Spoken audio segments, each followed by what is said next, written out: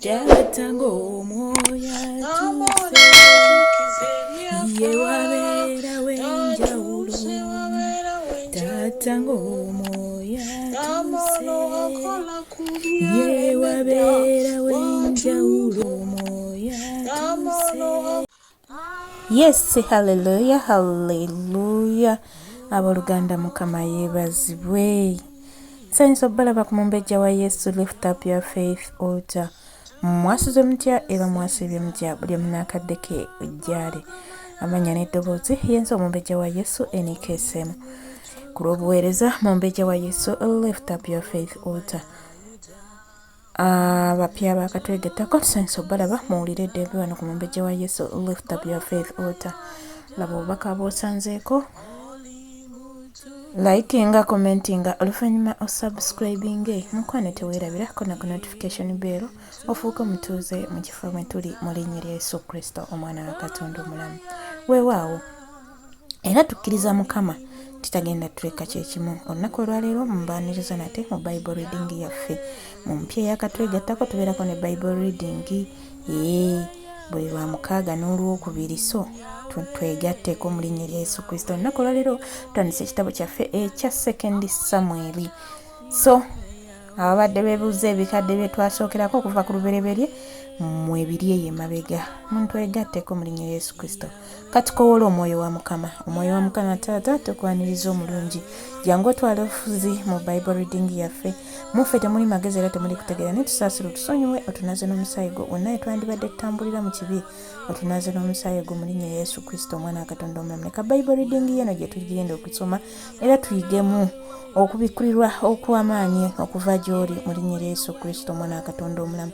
Somesa omuntu waffe ow'omunda, tuliise tubikkuliremu ebyokutegeera byonna byonna mu linnya lya Yesu Kristo omwana wa Katonda omulamu. Era buli sekino Mukama Taata gwe tugenda oyimirira naye mu kitabo kino, mwoyo wa Mukama gw'oba okulembera, gw'oba otukozesa mu linnya lya Yesu Kristo omwana wa Katonda omulamu. Leka ekigambo kyo Mukama Taata kitukolemu omulimu.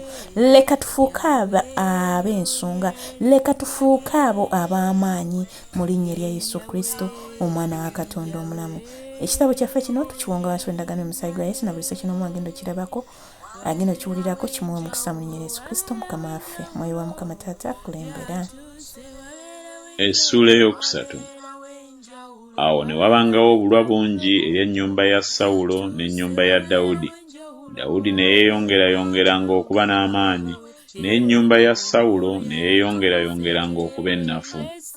Awo Dawudi n'azaalirwa abaana ab'obulenzi e Kebbulooni, n'omubereberye yali Amunoni owa Akinowamu Omuyezuleeri, n'owookubiri Kireyaabu owa Abigayiri mukazi wa Nabali Omukalumeeri, n'owookusatu Abusaalomu mutabani wa Maaka muwala wa Talumaayi kabaka w'e Gesuli, n'owookuna Adoniya mutabani wa Kaggisi, n'owookutaano Sefatiya mutabani wa Abitaali, n'ow'omukaaga Isuleyamu owa Egula mukazi wa Dawudi. Abo be baazaalirwa Dawudi e Kebbulooni. Awo olwatuuka obulwa nga bukyaliwo eri ennyumba ya Sawulo n'ennyumba ya Dawudi, Abuneeri ne yeefuula ow'amaanyi mu nnyumba ya Sawulo. Era Sawulo yalina omuzaana erinnya lye Lizupa muwala wa Aya. Isubosesi n'agamba Abuneeri nti, kiki ekikuyingizizza eri muzaana wa kitange? Awo ebigambo bya Isubosesi ne bisunguwaza nnyo Abuneeri, n'ayogera nti, nze mutwe gw'embwa ogwa Yuda. Leero ndaga ekisa ennyumba ya Sawulo kitaawo, baganda be ne mikwano gye, ne sikuwaayo mu mukono gwa Dawudi, era naye onnanze omusango ogw'omukazi oyo. Katonda akole bw'atyo Abuneeri n'okukirawo, bwe sirikolera ddala Dawudi nga Mukama bwe yamulayirira, okuggya obwakabaka ku nnyumba ya Sawulo n'okusimba entebe ya Dawudi okufuga Isirayiri ne Yuda okuva ku Ddaani okutuuka e Beeruseba. N'atayinza kumwanukula Abuneeri kigambo kirala kubanga yamutya. Awo Abuneeri n'atumira Dawudi ababaka ku bubwe ye ng'ayogera nti, nannyini nsi y'ani? Era nti, lagaana nange, era alaba omukono gwange guliba naawe okukukyukiza Isirayiri yenna. N'ayogera nti, kale ndiragaana naawe, naye waliwo ekimu kye nkussaako nga toliraba maaso gange, bw'otolimala kuleeta Mikali muwala wa Sawulo, bw'olijja okulaba amaaso gange. Awo Dawudi n'atumira Isubosesi mutabani wa Sawulo ababaka ng'ayogera nti, mpa mukazi wange Mikali gwe nayogereza n'ebikuta 10 eby'Abafirisuuti. Awo Isubosesi n'atuma n'amugya ku bba ye Palutyeri mutabani wa Layisi.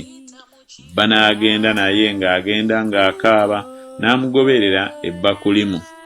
Awo Abuneeri n'amugamba nti, genda oddeyo. N'addayo.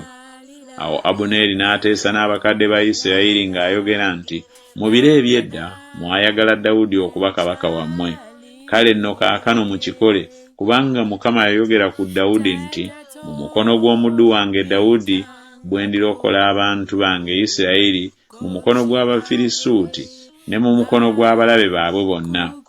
Abuneeri n'ayogera ne mu matu ga Benyamini, era Abuneeri n'agenda okwogera ne mu matu ga Dawudi e Kebbulooni byonna Isirayiri n'ennyumba yonna eya Benyamini bye baasiima. Awo Abuneeri n'ajja eri Dawudi e Kebbulooni n'abasajja 20 wamu naye. Dawudi n'afumbira embaga Abuneeri n'abasajja abaali naye. Awo Abuneeri n'agamba Dawudi nti, naagolokoka ne ŋŋenda ne nkuŋŋaanya Isirayiri yenna eri mukama wange kabaka, balagaane endagaano naawe, era ofuge bonna emmeeme yo be yeegomba. Dawudi n'asindika Abuneeri n'agenda mirembe. Awo laba, abaddu ba Dawudi ne Yowaabu ne bakomawo okukwekweta, ne baleeta nabo omunyago omungi. Naye Abuneeri teyali ne Dawudi e Kebbulooni, kubanga yali amusindise naye ng'agenze mirembe. Awo Yowaabu n'eggye lyonna eryali naye bwe baatuuka, ne babuulira Yowaabu nti, Abuneeri mutabani wa Neeri yazze eri kabaka, era yamusindise era yagenze mirembe. Awo Yowaabu n'ajja eri kabaka n'ayogera nti, okoze ki? Laba, Abuneeri yazze gy'oli, wamusindikidde ki era agendedde ddala? Omanyi Abuneeri mutabani wa Neeri ng'azze okukulimba n'okumanya bw'ofuluma n'oyingira n'okumanya byonna by'okola. Awo Yowaabu bwe yafuluma okuva eri Dawudi n'atuma ababaka okugoberera Abuneeri, ne bamukomyawo okuva ku luzzi lwa Siira, naye Dawudi n'atakimanya. Awo Abuneeri bwe yakomawo e Kebbulooni, Yowaabu n'amwawulamu n'amutwala mu mulyango wakati okwogera naye mu kyama, n'amufumitira eyo olubuto, n'afa olw'omusaayi gwa Asakeri muganda we. Awo oluvannyuma Dawudi bwe yakiwulira n'ayogera nti, nze n'obwakabaka bwange tetuliiko musango mu maaso ga Mukama ennaku zonna ogw'omusaayi gwa Abuneeri mutabani wa Neeri. Gugwe ku mutwe gwa Yowaabu ne ku nnyumba yonna eya kitaawe, so mu nnyumba ya Yowaabu temubulanga muziku oba mugenge oba eyeesigama ku muggo oba agwa n'ekitala oba abulwa emmere. Bwe batyo Yowaabu ne Abisaayi muganda we bwe batta Abuneeri, kubanga yali asse muganda waabwe Asakeri e Gibyoni mu lutalo. Awo Dawudi n'agamba Yowaabu n'abantu bonna abaali naye nti, muyuze engoye zammwe, mwesibe ebibukutu, mukaabe mu maaso ga Abuneeri. Kabaka Dawudi n'agoberera olunnyo. Ne baziika Abuneeri e Kebbulooni. Kabaka n'ayimusa eddoboozi lye n'akaaba ku ntaana ya Abuneeri, abantu bonna ne bakaaba amaziga. Kabaka n'akungubagira Abuneeri n'ayogera nti, Abuneeri yandifudde ng'omusirusiru bw'afa. Emikono gyo tegyasibibwa, so n'ebigere byo tebyateekebwa mu masamba. Ng'omuntu bw'agwa mu maaso g'abaana b'obutali butuukirivu, bwe wagwa bw'otyo. Abantu bonna ne bamukaabira nate amaziga. Abantu bonna ne bajja okuliisa Dawudi emmere obudde nga bukyali misana. Naye Dawudi n'alayira ng'ayogera nti, Katonda nkole bw'atyo n'okukirawo, bwe naakomba ku mmere oba ku kirala kyonna okutuusa enjuba lw'eneegwa. Abantu bonna ne bakitegeera ne kibasanyusa, era nga byonna kabaka bye yakola bwe byasanyusanga abantu bonna. Awo abantu bonna ne Isirayiri yenna ne bategeera ku lunaku olwo nga tekyava eri kabaka okutta Abuneeri mutabani wa Neeri. Kabaka n'agamba abaddu be nti, temumanyi nga mu Isirayiri mugudde leero omusajja omukulu era ow'ekitiibwa. Nange leero ndi munafu newaakubadde nga nfukiddwako amafuta okuba kabaka. N'abasajja bano batabani ba Zeruyiya bannyinze obukakanyavu. Mukama asasula akoze ekibi ng'obubi bwe bwe buli.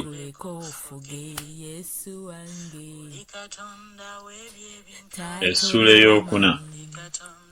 Awo Isubosesi mutabani wa Sawulo bwe yawulira Abuneeri ng'afiiridde Kebbulooni, emikono gye ne giyongobera. Abayisirayiri bonna ne beeraliikirira. Era Isubosesi mutabani wa Sawulo yalina abasajja babiri abaami b'ebibiina. Omu erinnya lye Baana, n'owokubiri erinnya lye Lekabu, batabani ba Limoni Omuberoosi ow'oku baana ba Benyamini. Kubanga ne Berosi kibalirwa Benyamini, ab'Eberosi ne baddukira e Gittayimu ne babeera eyo na guno gujwa. Era Yonasaani mutabani wa Sawulo yalina omwana eyalemala ebigere. Yali yakamaze emyaka 5 ebigambo bwe byatuuka okuva ku Yezuleeri ebya Sawulo ne Yonasaani. Omulezi we n'amusitula n'adduka. Awo olwatuuka bwe yayanguwa okudduka n'agwa n'alemala, n'erinnya lye lyali Mefibosesi.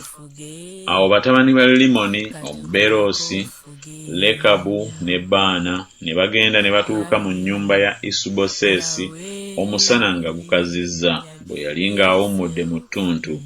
Ne bajjayo wakati mu nnyumba ng'abaagala okukima eŋŋano, ne bamufumita olubuto. Lekabu ne Baana muganda we ne bawona.